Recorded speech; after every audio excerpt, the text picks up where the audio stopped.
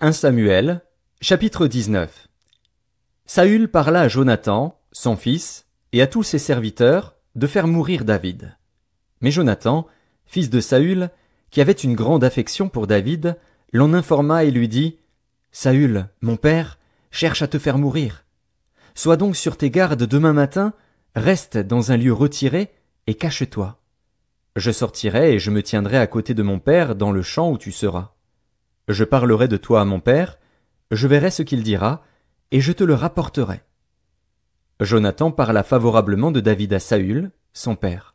« Que le roi, dit-il, ne commette pas un péché à l'égard de son serviteur David, car il n'en a point commis envers toi. Au contraire, il a agi pour ton bien. Il a exposé sa vie, il a tué le Philistin, et l'Éternel a opéré une grande délivrance pour tout Israël. Tu l'as vu, et tu t'en es réjoui. Pourquoi pécherais-tu contre le sang innocent, et ferais-tu sans raison mourir David? » Saül écouta la voix de Jonathan, et il jura, disant « L'Éternel est vivant, David ne mourra pas. » Jonathan appela David, et lui rapporta toutes ces paroles.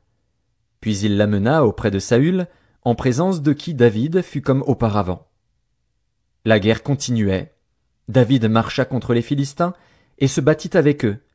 Il leur fit éprouver une grande défaite, et ils s'enfuirent devant lui. Alors le mauvais esprit de l'Éternel fut sur Saül, qui était assis dans sa maison, sa lance à la main.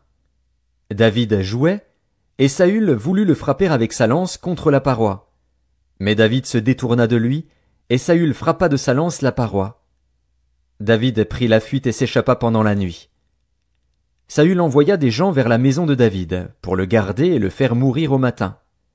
Mais Michal, femme de David, l'en informa et lui dit « Si tu ne te sauves pas cette nuit, demain tu es mort. » Elle le fit descendre par la fenêtre, et David s'en alla et s'enfuit.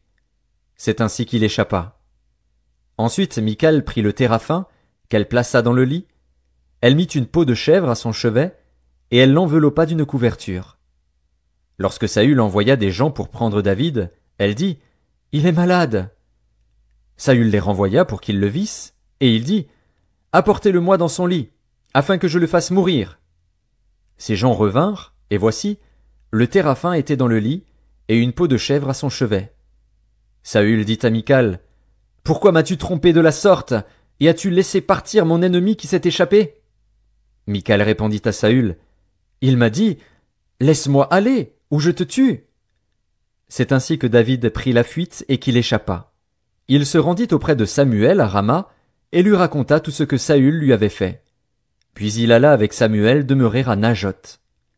On le rapporta à Saül, en disant « Voici, David est à Najoth, près de Rama. » Saül envoya des gens pour prendre David. Ils virent une assemblée de prophètes qui prophétisaient, ayant Samuel à leur tête. L'Esprit de Dieu saisit les envoyés de Saül, et ils se mirent aussi à prophétiser eux-mêmes. On en fit rapport à Saül, qui envoya d'autres gens, et eux aussi prophétisèrent. Il en envoya encore pour la 3e fois, et ils prophétisèrent également. Alors Saül alla lui-même à Rama. Arrivé à la grande citerne qui est à Sécou, il demanda « Où sont Samuel et David ?» On lui répondit « Ils sont à Najoth, près de Rama. » Et il se dirigea vers Najoth, près de Rama. L'Esprit de Dieu fut aussi sur lui.